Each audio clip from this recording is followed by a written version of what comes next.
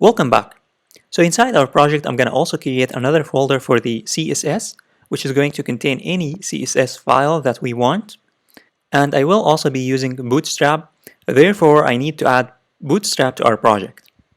So you can simply just go to getbootstrap.com and click on Get Started. And you have two choices, either adding the CDN, adding the links to your project, the CSS as well as the JS for Bootstrap, or you can simply go back and download it.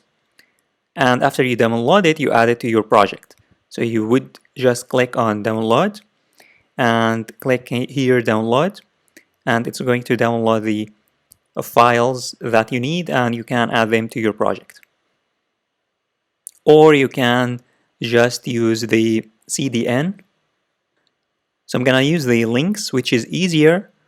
For now, you just need to copy the CSS and add it just in the before the end of the head tag. Paste it here, and you need also to paste the JavaScript, these three scripts. Just click on this copy, and then just before the end of the body tag here, you would paste these three lines, these three scripts.